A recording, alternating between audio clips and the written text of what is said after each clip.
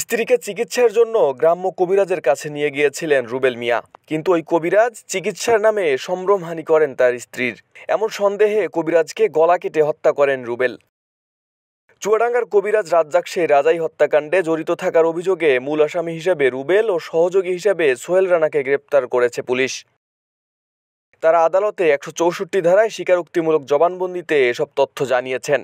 মঙ্গলবার দুপুরে আনুষ্ঠানিকভাবে প্রেস ব্রিফিংয়ের মাধ্যমে তথ্য নিশ্চিত করেন police super RM Foyzur Rahman. ৩০শে মে দিবাগত রাতে আমাদের শঙ্করচন্দ্র ইউনিয়নের ভান্ডারদহ গ্রামের সংশ্লিষ্ট সংলগ্ন রাস্তায় একটি হত্যাকাণ্ড সংঘটিত হয়।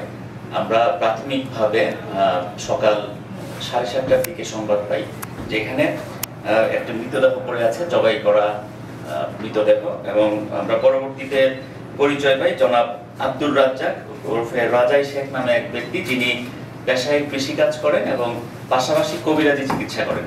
তিনি মূলত বহুমুখী বিভিন্ন ধরনের কবিরাজি চিকিৎসা দেন, যিনি আজকের এই মামলার আসামি, তার নাম হচ্ছে রুবেল মিয়া, 23 বছর বয়স, এবং তার সহযোগী তার চাচাতো ভাই সোহেল রানা, 20 বছর বয়সী।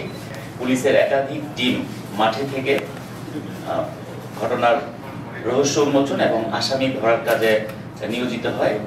এক পর্যায়ে আমরা জানতে পারি যে একটি চিকিৎসা দেওয়ার কেন্দ্র করে যিনি ডিসিজড ভিকটিম, যিনি মারা গিয়েছেন, তিনি কবিরাজি চিকিৎসা করেছেন এই যে জনাব রুবেল, এবং তার স্ত্রীর ব্যক্তিগত বিষয়ে চিকিৎসা করার নামে একটি পানের বরজে নিয়ে যায়।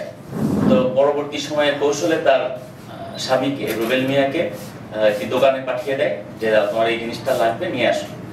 তো চিকিৎসার এক পর্যায়ে সন্ধ্যার সময় তার পানের বরজে তার স্ত্রী যখন বেরিয়ে আসে, তখন ওই আসামি রুবেল মিয়ার সন্দেহ হয় যে তার স্ত্রীর সাথে কোনো ধরনের অনৈতিক কার্যকলাপ করেছে অথবা শ্লীলতাহানি, সম্ভ্রমহানি, এই ধরনের কিছু করেছে। এই ঘটনার প্রেক্ষাপটে সে ওই দিন রাতেই আব্দুর রাজ্জাক ওরফে রাজাই শেখ তাকে কৌশলে ডেকে নিয়ে গিয়ে মোটরসাইকেল দিয়ে নিয়ে যাওয়ার পথে গলায় ছুরিকাঘাত করে তাকে হত্যা করে। ওই দিন রাতে সোহেল রানাকে সঙ্গে নিয়ে কৌশলে কবিরাজকে ডেকে নেন রুবেল। পরে কবিরাজকে মোটরসাইকেলে তুলে নিয়ে ধারালো ছুরি দিয়ে গলা কেটে মোটরসাইকেল থেকে রাস্তায় ফেলে দেন তিনি।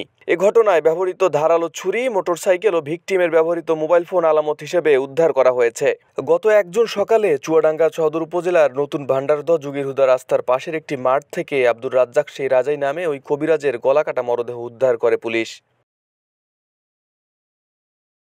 আরিফ হাসান, ঢাকা প্রকাশ।